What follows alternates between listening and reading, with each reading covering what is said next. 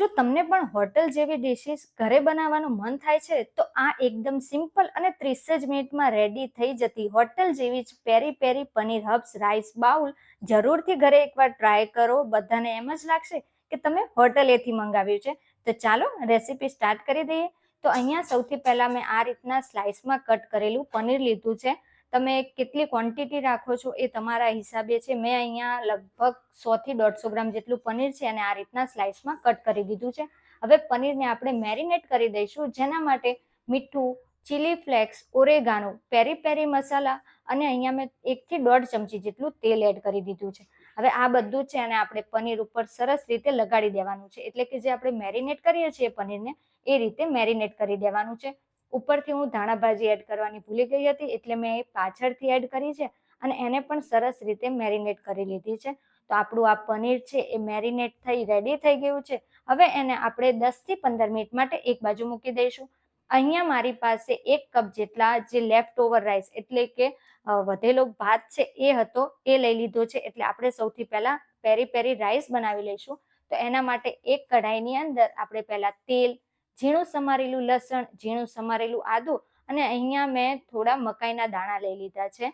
એને બાફ્યા નથી, કાચા જ છે. તો એ આપણે એડ કરી દીધા છે. ત્યારબાદ એડ કરી દઈશું ચીલી ફ્લેક્સ અને ઓરેગાનો. અહીંયા તમારે રાઈસ કેટલા છે એટલે કે ભાત કેટલા છે એના હિસાબે તમે મસાલા અને મકાઈ છે એ એડ કરી શકો છો. હવે બધું જ છે આપણે સારી રીતે 1 થી 1.5 મિનિટ માટે મિક્સ કરી લીધું છે. હવે ઉપરથી એડ કરી લીધા છે આપણે વધેલા ભાત અને હવે બધા મસાલા કરી દઈએ. જેમાં એકદમ સિમ્પલ મસાલા છે, જેમાં મીઠું અને મરી પાવડર, થોડીક ધાણા ભાજી એડ કરી આપણે આ બધું છે એને સારી રીતે મિક્સ કરી લેવાનું છે અને લગભગ 1 મિનિટ માટે આપણે એને મિક્સ કરી લઈશું. તો આપણા જે રાઈસ બાઉલ રાઈસ છે એ રેડી થઈ ગયા છે. તો લગભગ આ રાઈસ થવામાં આપણને 5 થી 6 મિનિટ જ લાગી છે. તો અહીંયા આપણા જે રાઈસ છે એને બાઉલનો શેપ આપવા માટે અહીંયા કોઈ પણ નાનો આ રીતના વાડકો અથવા બાઉલ લઈ લેવાનો છે. એની અંદર આપણે ભાત છે એને આ જ રીતે એડ કરી અને દબાવીને એને એક બાજુ મૂકી દેવાનો છે. ઠંડો કરીને નથી કરવાનો, આ રીતે ગરમા ગરમમાં જ આપણે એને મૂકી દઈશું. હવે આપણે એક વ્હાઈટ સોસ બનાવવાનો છે, જેના માટે પેનની અંદર મેં 1.5 ચમચી જેટલું બટર લઈ લીધું છે. એને આપણે ગરમ કરી લઈશું. ત્યારબાદ એડ કરી લઈશું આદુ, લસણ અને બીજા શાકભાજી. તો શાકભાજીમાં મેં અહીંયા ડુંગળી, કેપ્સિકમ અને સ્વીટ કોર્ન એટલે કે મકાઈના દાણા લઈ લીધા છે. હવે આ બધા શાકભાજીને આપણે લગભગ 2 થી 3 મિનિટ માટે હાઈ ફ્લેમ ઉપર સોતે કરી લેવાના છે. 2 થી 3 મિનિટ બાદ અહીંયા મેં 1 ચમચી મેંદો એડ કર્યો છે અને એને આપણે 1 મિનિટ માટે જ શાકભાજી સાથે સાતડી લેવાનો છે. એટલે કે મેંદો સરસ રીતે ચડી જાય ત્યાં સુધી આપણે એને સાતડી લઈશું. હવે એડ કરી લઈશું આપણે 1 કપ જેટલું દૂધ. અહીંયા તમે દૂધની જગ્યાએ ફ્રેશ ક્રીમનો પણ યુઝ કરી શકો છો, પરંતુ દૂધ આપણા ઘરમાં બધાના ઇઝીલી અવેલેબલ હોય છે એટલા માટે અહીંયા આપણે દૂધ લીધું છે. ઉપરથી એડ કરી દઈશું ચીઝ ક્યુબ. મેં અહીંયા ચીઝ લીધું છે, તમે સ્લાઇસ પણ લઈ શકો છો. હવે ઉપરથી એડ કરી દેવાના છે બધા મસાલા. તો ચીલી ફ્લેક્સ, ઓરેગાનો, પેરી પેરી મસાલા, મરી પાવડર અને મીઠું એડ કરવાનું છે અને આ બધાને સારી રીતે મિક્સ કરી લગભગ એક ઉભરો આવી જાય અને 2 થી 3 મિનિટ માટે આપણે એને જ્યાં સુધી આ રીતનો ઘટ એકદમ સોસ રેડી ન થાય ને ત્યાં સુધી આપણે એને મિક્સ કરવાનું છે. તો આપણો આ સોસ છે એ રેડી થઈ ગયો છે. વધારે ઘાટું ન કરતા, કારણ કે ઠંડુ થઈ ગયા બાદ એ એકદમ થીક થઈ જશે એટલા માટે.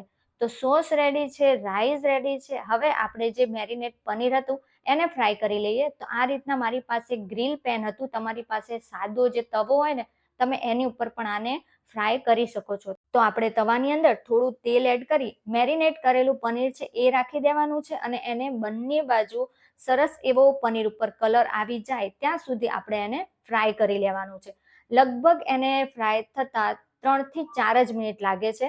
તો અહીંયા આપણા જે રાઈસ છે એ કુક થતા લગભગ 4 થી 5 મિનિટ, પછી આપણો જે વ્હાઈટ સોસ બનાવ્યો છે એને 6 થી 7 મિનિટ અને અહીંયા આપણું જે પનીર છે એને કુક થતા લગભગ 5 થી 6 મિનિટ લાગે છે. તો છે ને એકદમ ઇઝી અને ફટાફટ બની જતી રેસીપી. જો તમારી પાસે બધું રેડી હશે ને તો તમે અડધો કલાકમાં જ આ રેસીપી બનાવી અને રેડી કરી શકો છો. તો આપણા રાઈસ રેડી છે, પનીર રેડી છે, વ્હાઈટ સોસ રેડી છે. હવે એને આપણે અસેમ્બલ કરી દઈએ એટલે કે સર્વ કરી દઈએ.